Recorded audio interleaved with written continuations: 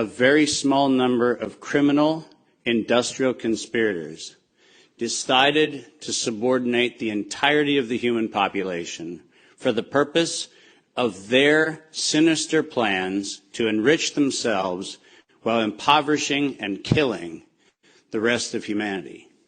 And I'm done being polite. We've long passed polite.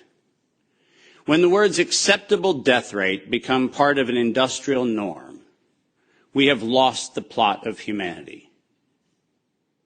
And that's not my words. Those were the words of the World Health Organization and of Pfizer and of Moderna when they were given the authorization to begin the process of killing human beings in the interest of advancing their goals. Next slide. And I'm also not going to sugarcoat this.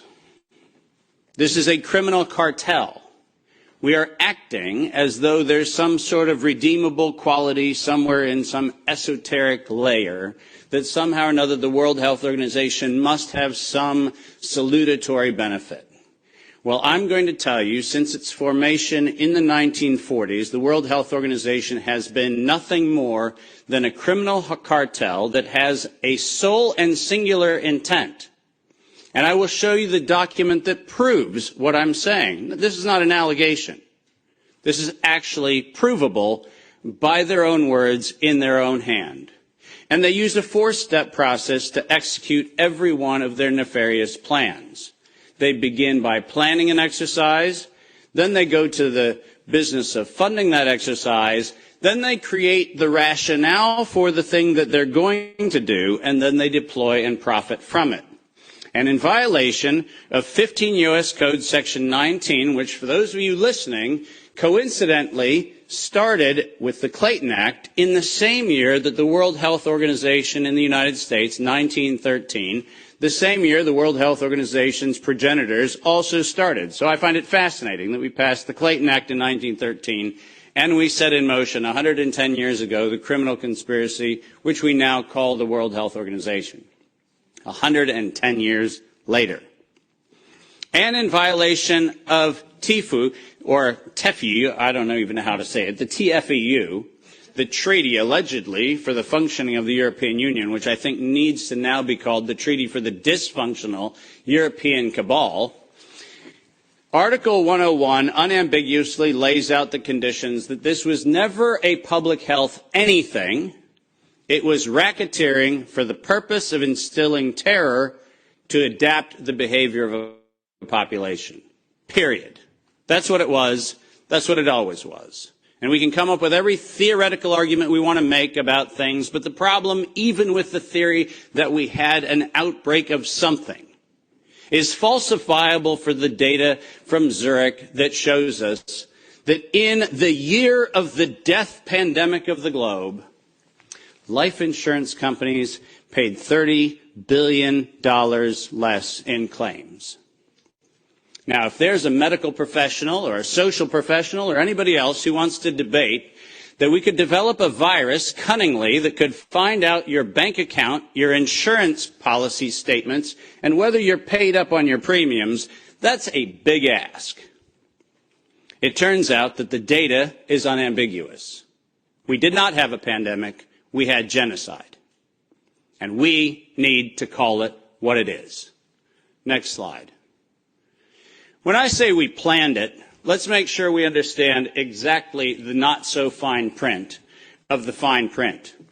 And I want to call your attention first to the right-hand column of this slide. This is the 2011 data that the World Health Organization, the Wellcome Trust, PATH, and the Gates Foundation did on their wonderful worldwide program for a malaria vaccine for children under the age of 6 months of age.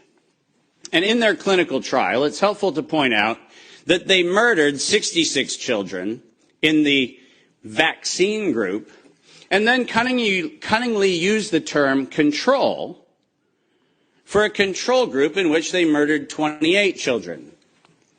Now, the reason I said murdered and the reason why I use that term is because it's exactly what it was. Because it turns out that this control group was not a saline injection. It was not some sort of innocuous, innocent thing. It was actually a cocktail of other known pathogenic disease-carrying injections. The control group was known to kill people, and the experimental control group was actually theoretically maybe going to kill people. And what we did was we actually went ahead and murdered them all. And cunningly, under Article 5, Section 13, which I've put on this slide, I want you to understand why I said, at its formation in 1947, when the WHO was funded and founded, it was funded and founded by people intent to commit a crime because of their own language.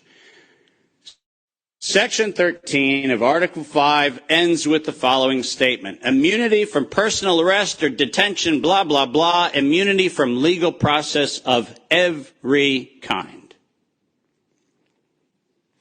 Now, if you didn't intend to commit a crime, why would you need to give yourself permanent and absolute immunity from every form of prosecution, and it's worse, even investigation for prosecution of every kind? People sit there and pretend, well, that's like diplomatic immunity. Do you realize this isn't even meeting the standard of diplomatic immunity?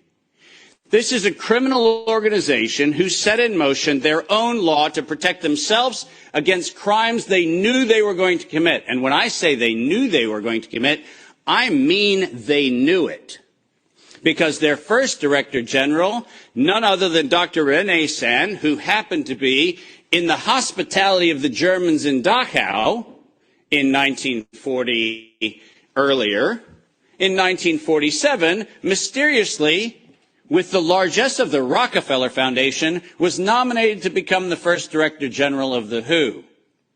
And within 5 short years, René Sand decided to authorize the real purpose of the WHO in writing by then Director General Dr. Brock Chisholm, who advocated for population control as its primary objective. Does that sound like public health to anyone in this room? This is not public health. This is the advancement of the same genocidal program that began with the Carnegie Foundation's funding of the eugenics office at Cold Spring Labs in the United States in 1913 under the philanthropy of Andrew Carnegie. People, stop fooling yourself. We debate the leaves on the tree of what we call this pandemic thing, but we're not going to the root. This was an organized crime, racketeering entity set up to give itself first absolute immunity and then execute its plans to make sure it controls who lives, who dies, and who gets any chance at life. And if you think that I am somehow inflating numbers, let me be unambiguous. Under every treatment of tax provision, if I were to tell you that there is an 88% controlling interest of any organization, you might conclude that that actually aggregates into a controlling interest. And it turns out that if we look at the foundation donations to the World Health Organization, 88% of those come from a single organization, the Gates Foundation. That constitutes a violation of every competitiveness law in Europe and every competitiveness law in the United States. This is absolutely not only not an independent, charitably funded donation, but more importantly, under the tax laws on both sides of the Atlantic, this constitutes directed donations which specifically are forbidden and do not have any place anywhere in the Charter of the World Health Organization or any of the UN-affiliated organizations. When I say this is a crime, I mean it's a tax crime, a racketeering crime, a money laundering crime, and now the crime of racketeering leading to murder and global terrorism. Next slide. I told you that the second thing after they plan it is they fund it. And why don't we use the criminals' language in their own words, because it's the best way to say it. When they actually planned the release of the use of a biologically modified chimera associated with the model derived from coronavirus, they actually said the following: to sustain the funding base beyond the crisis, we need to increase the public understanding for the needful medical countermeasures, such as a pan-influenza or pan-coronavirus vaccine. Now, let me pause for just one moment and remind you that the crisis that they were speaking of was a crisis of diminishing funding. There was no health crisis. This was a crisis of their coffers were starting to run dry. That's the crisis. And let's read on. A key driver is the media, and the economics will follow the hype. We need to use that hype to our advantage to get to the real issues. Investors will respond if they see profit at the end of the process. That is officially the statement made by the conspiratorial cabal that by that time was the decade of vaccines put in motion in 2011 by the Global Preparedness Monitoring Board of the World Health Organization, and it was the funding base for Peter Daszak's partnership with the chimeric production of pathogens both in North Carolina and in Wuhan. So don't tell me that we have to do an investigation into where this came from. The criminals have admitted to it in their own words. Next slide. And now we get the fun one that no one in Congress is willing to address, which is the elephant in the room. On October the 21st, 2014, despite the multiple conversations between Senator Rand Paul and Anthony Fauci, where we've been told that Rand Paul has done everything he can to put Fauci on the ropes, he has had in his possession the letter that you see on the left. And it is the letter, conveniently on NIAID letterhead, sent to the University of North Carolina, Chapel Hill, which unambiguously states that during the gain-of-function moratorium, which, by the way, if we use the word moratorium, feels like that means you're supposed to stop. Why don't we go ahead and look at two pieces of this letter. First, the second bullet under Project 1, which, by the way, was not part of the original grant. This was to look at the novel functions of the virus pathogenesis in vivo. You know what that means? In living systems.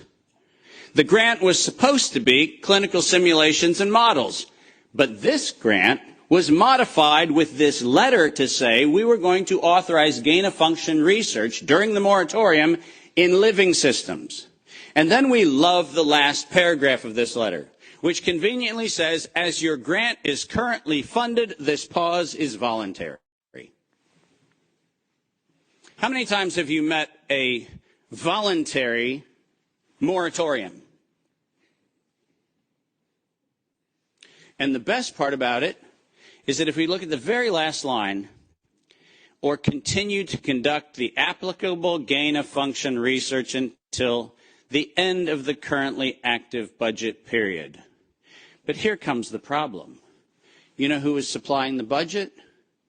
An indefinite term, unlimited amount contract from DARPA and from NIH. Isn't it convenient to have a perpetually funded project that needs to stop when the money runs out, when you find out that there is no point where the money runs out because there is no end to the thing that has no end? And lest you think that I'm making an allegation, which I'm not, I'm making an accusation. Let's be clear. And there's a big difference. I'm not alleging anything. They actually went to the trouble of telling us that it was going to be the Wuhan virus that was going to get us. As you see on the right-hand side of the screen, published in 2016, March 14th of 2016, the SARS-like Wuhan Institute of Virology Virus 1, and I quote, is poised for human emergence. Does that sound like we're just surprised that something in Wuhan went a little haywire in December of 2019? Or does it feel like we were told, look at Wuhan, and look at coronavirus, and look at what we've been doing to manipulate coronavirus in Wuhan and at the University of North Carolina, Chapel Hill, and lo and behold, we're going to go ahead and tell you that we're ready to release it in 2016. Next slide. We're almost done. And then they created it. Now, all of you know that I am criticized globally for my use of the term biological warfare. I do that because I am credentialed to do that. I happen to be, for the United States government, in the early part of the 2000s and the latter part of the 90s, a person who was sent around the world to look at the proliferation of biological and chemical weapons. I'm acutely familiar with the definition of what a biological warfare agent is in the 18 U.S. Code, the criminal code of violations of biological and chemical weapons. And so my assessment is, in fact, professional and right. And the reason for that is I'm the one credentialed to make that determination for the United States government for many years. That's why I say it. But let's pretend for the moment that I'm just a nut job. Maybe I don't know what I'm talking about. So why don't we look at what the criminals said themselves, shall we? In 2005, at a conference sponsored by DARPA and the MITRE Corporation, Ralph Barrick, the architect of the lethal strand that has been injected into millions and billions of people's arms, that Ralph Barrick was sponsored to present the following, and let's go ahead and use his words, presentation: synthetic coronaviruses, biohacking, bio-warfare enabling technologies. Does that sound like a public health distribution program? Does that sound like something that is accidentally misinterpreted to mean something else? Or does biological warfare enabling technologies sound like not countermeasures or pandemic preparedness? It sounds to me like biological warfare enabling technologies. And the reason why I have that hunch is what followed was he received, next to his NIAID grants, non-competitive DARPA grants in matching funds for over $140 million of aggregate funding going into his and his related programs on synthetic biological warfare enabling technologies. So do I have a problem calling the injection a biological warfare enabling technology? Absolutely not, because that's what they called it. And we know that they knew they called it that on September 18th, 2019. Because on September 18th, 2019, the racketeering, co-conspiring cabal of interlocking directorates, also known as the World Health Organization, said that they were going to conduct an experience for the world that was going to be a rapidly spreading pandemic due to a lethal respiratory pathogen. The lethality in that statement is the problem. They didn't say we're going to maybe get a little bit of sniffles going around. They said we were going to actually have the promulgation of a deadly agent. And the stated reason, in September 2020, the progress indicator is that the world would accept a universal vaccine. Not, we'll look at other options of treatment. Not, we'll have a look at what might be early intervention, as Dr. McCullough has so clearly advocated for in many, many, many instances. Not that. We stated on September 18th, 2019, we were intending to kill. And we were intending to kill to create the fear that would drive people to accept something that without coercion, no one would have accepted. And that's published by the criminal racketeers. Next slide, and there's only 2 to go if you're following. Deploy and profit from it. We were told investors will respond if they see profit at the end of the process, and lo and behold, guess what they saw? Profit at the end of the process. 2022, $100 billion for Pfizer of public funds. Moderna, after lying to the Congress in October of 2020 when they were asked to actually verify whether NIAID was promoting an injection that would enrich NIAID, where Anthony Fauci and the entire team at NIH said that they had no financial interest in their recommendation, They receive a back payment royalty of $400 million for the first payment of the royalty. $400 million. More than any Institute of Health has ever received in a single payment for a single invention in the history of American medical research. And lo and behold, what do we receive after that? A request from the World Health Organization to expand its budget by 11% to make sure that the people who profited from it donate to it. And guess what they just did? They laundered the money right back. That's what they did. Next, and now you get the final slide. This is not a public health crime. This is actually not a constitutional crime. This is a criminal act done by a criminal institution established to enable criminal behavior since its foundation in 1947. That is what this is. And we should not be debating the merits of democracy or liberty or anything else, as irrational as that would be if we stood at a bank robbery and debated the merits of printing dollar bills. The problem is not the dollar bills, it's the bank robber. And the problem here is not health, and it's not public health, and it's not the suppression of information and the suppression of dissident views and the absolute unconscionable treatment of physicians around the world and academicians around the world who spoke out against this. That's not the crime. The crime is that we had criminal racketeers who conspired and developed a, quote, emergency. The same criminal racketeers planned, manufactured, and did all agency capture to make sure that you were told that you would use terms that they tell you to use. Vaccine, face mask, health, social distancing, none of which had ordinary use definition. So we just used them. Criminal racketeers price fixed with interlocking directorates where known competitors came together and fixed prices in direct collusion in violation of both European Union standards and in violation of both the Sherman and the Clayton Act in the United States. These were crimes. It was organized crime, and we should treat it as such. Criminal racketeers publicly lied under oath. And this resulted in the death and destruction of liberty, and most importantly, the death and destruction of the integrity of well-meaning people who sit here today doing everything they can within their power to try to treat the calamities created by this catastrophe. I will not for a moment denigrate the multiple contributions of amazing academic and medical professionals who've tried desperately to step into the gap and stop the corrupt outcomes of these crimes. But I will, without doubt, say the following. Until we treat this as a criminal conspiracy of criminal racketeers resulting in global terrorism for the purpose of profiteering and murder, until we have that conversation, we're having the wrong conversation.